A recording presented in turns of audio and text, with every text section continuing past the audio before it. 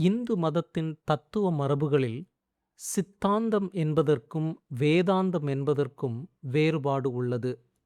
வேதாந்தம் என்பது ஒரு குறிப்பிட்ட தத்துவ பள்ளி. வேதம் கூட்டல் அந்தம், வேதங்களின் இறுதி பகுதி என்பதே இதன் பொருள். ஆத்மாவும் பிரம்மமும் ஒன்றே என்பதை மையமாகக் கொண்டது வேதாந்தம். அத்வைதம், விசிஷ்ட அத்வைதம், துவைதம் போன்ற பல உட்பிரிவுகள் இதில் உண்டு. இது முக்கியமாக உபநிடதங்கள், பிரம்ம சூத்திரங்கள், பகவத்கீதை ஆகியவற்றின் அடிப்படையில் அமைந்தது. சித்தாந்தம் என்பது முடிவான தீர்ப்பு அல்லது நிலைநாட்டப்பட்ட கொள்கை. சித்தம் நிலை நாட்டப்பட்டது கூட்டல் அந்தம் முடிவு.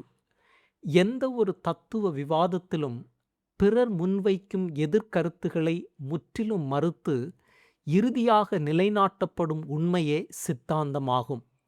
சித்தாந்தம் என்பது ஒரு தனி பள்ளி அல்ல, மாறாக எந்தவொரு முதிர்ந்த தத்துவ மரபும் தன்னுடைய சொந்த சித்தாந்தத்தை கொண்டிருக்கும். எடுத்துக்காட்டாக, ஒரு வேதாந்தி பிரம்மமே உண்மை, உலகு மாயை என்று தன் முடிவை எடுப்பார். ஆனால் சித்தாந்தம் என்பது வேதாந்தத்திற்கு மட்டும் உரியதல்ல. பௌத்தர்கள், சமணர்கள், மற்ற இந்து மரபுகள் தங்கள் தனித்தனி சித்தாந்தங்களை கொண்டுள்ளன. சைவ சித்தாந்தம் என்பது ஒரு சித்தாந்த மரபாகும். சைவ சித்தாந்தத்தின்படி 3 பொருட்கள் என்றென்றும் உண்மையானவை. பதி சிவன், பசு ஆன்மாக்கள், பாசம் கட்டுகள். இந்த 3ம் என்றும் உள்ளன.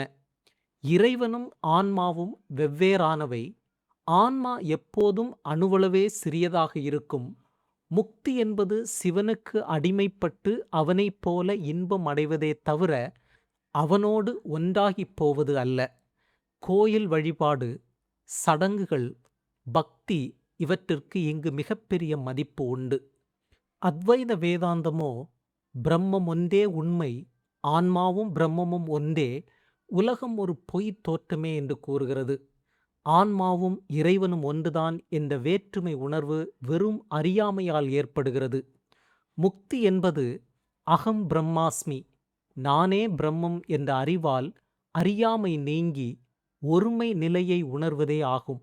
இங்கு கடவுள் வழிபாடு ஒரு தயாரிப்பு படியே தவிர இறுதி உண்மை அதுவல்ல. ஆக வேதாந்தம் என்பது ஒரு குறிப்பிட்ட தத்துவ பள்ளியின் பெயர். அதற்குள் அத்வைதம், துவைதம் என பல சித்தாந்தங்கள் உண்டு. ஆனால் சித்தாந்தம் என்ற சொல் எந்த ஒரு மரபும் அடையும் இறுதி முடிவை மட்டுமே குறிக்கும்.